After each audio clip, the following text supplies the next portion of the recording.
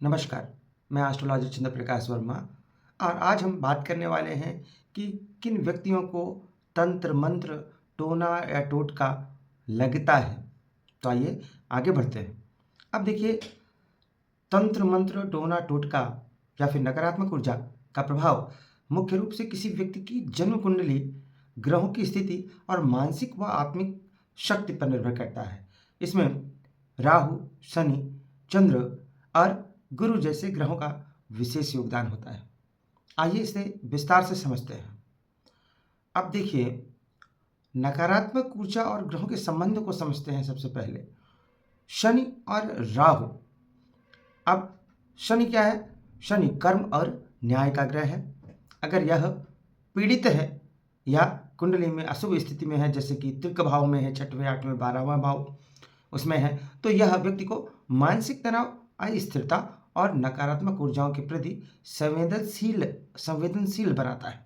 राहु की बात करें तो यह भ्रम है, माया है, अंधकार का कारक है। अगर राहु निर्बल हो या अशुभ ग्रहों के साथ हो तो यह व्यक्ति को नकारात्मक शक्तियों का शिकार बना सकता है। निर्बल चंद्रमा की बात करें तो देखिए, चंद्रमा मन और भावनाओं का प्रतीक है। अगर चंद्रमा कमजोर या राहु शनि से पीड़ित है तो व्यक्ति मानसिक रूप से अस्थिर होगा, भयभीत रहेगा। नकारात्मक शक्तियां ऐसे व्यक्तियों पर जल्दी असर डालती हैं जिनका चंद्रमा कमजोर होता है, क्योंकि उनका आत्मबल कमजोर होता है। अब यदि गुरु निर्बल है या पीड़ित है तो गुरु ज्ञान, विवेक और सुरक्षा का कारक ग्रह है। अगर गुरु पत्रिका में अशुभ हो तो व्यक्ति सही गलत में भेद नहीं कर पाता, नकारात्मक ऊर्जा के प्रभाव में आ सकता है। तंत्र मंत्र और आध्यात्मिकता की बात करें तो देखिए, अगर व्यक्ति आध्यात्मिक है तो वह तंत्र मंत्र और नकारात्मक ऊर्जा के प्रभाव से सुरक्षित रहता है।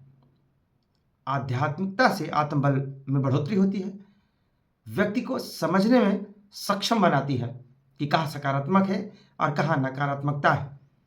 साधना, ध्यान, मंत्र जप से व्यक्ति की ऊर्जा इतनी मजबूत हो जाती है कि नकारात्मक शक्तियां उसका सामना नहीं कर पाती। अब केतु केतु ग्रह वैराग्य और आत्मज्ञान का कारक है। केतु से प्रभावित व्यक्ति तंत्र मंत्र से कभी पीड़ित नहीं होता। हाँ, केतु उसे नकारात्मक ऊर्जा का आभास जरूर करा सकता है, जिससे वह सतर्क रहे और सही मार्ग का चयन करता है। ऐसा व्यक्ति नकारात्मकता का या नेगेटिव एनर्जी का प्रवेश कैसे होता है? नकारात्मक ऊर्जा या नेगेटिव एनर्जी केवल उसी व्यक्ति को प्रभावित कर सकती है जिसका आत्मबल कमजोर हो, मन में शंका की प्रवृत्ति हो, शंकालु प्रवृत्ति का व्यक्ति हो। अब आत्मबल कमजोर होने के क्या कारण है? निर्बल चंद्रमा, गुरु या राहु का प्रभाव। बुद्धि का शंकालु होना। अब इसकी बात करें तो देखिए, राहु भ्रम और अनिश्चितता का कारक है। अगर राहु अशुभ हो तो व्यक्ति को हर बात में संदेह होता है। ऐसा व्यक्ति निगेटिव एनर्जी का जल्दी शिकार हो जाता है। तो आगे बढ़ते हैं। तंत्र मंत्र का प्रभाव कैसे समाप्त करें?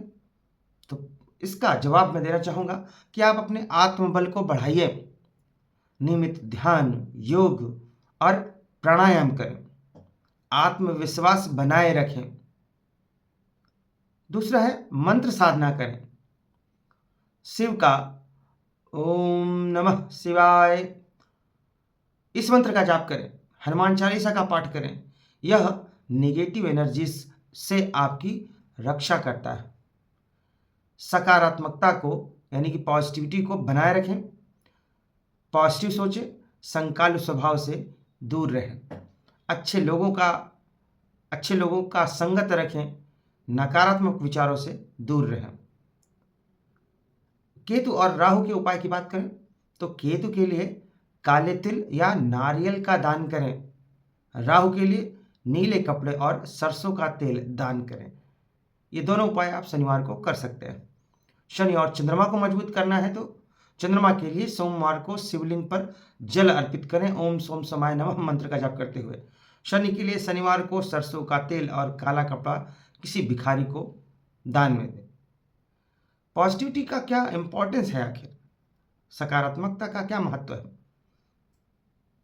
आत्मबल और सकारात्मकता, अगर व्यक्ति का आत्मबल मजबूत है और वह हमेशा सकारात्मक रहता है तो नकारात्मक शक्तियाँ कभी उस पर स्थायी प्रभाव नहीं डाल सकती। प्रसन्नता का क्या प्रभाव है?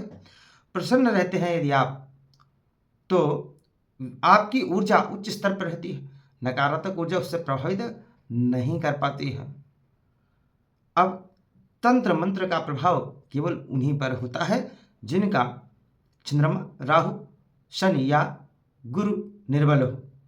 आध्यात्मिकता, आत्मबल, सकारात्मकता से व्यक्ति मंत्र, तंत्र और नकारात्मक ऊर्जा के प्रभाव से बच सकता है। केतु का प्रभाव व्यक्ति को सतर्क, जागरूक बनाता है। इसलिए जीवन में सकारात्मकता और प्रसन्नता को बनाए रखें, क्योंकि नकारात्मकता केवल कमजोर और संकालु मन में प्रवेश करती है।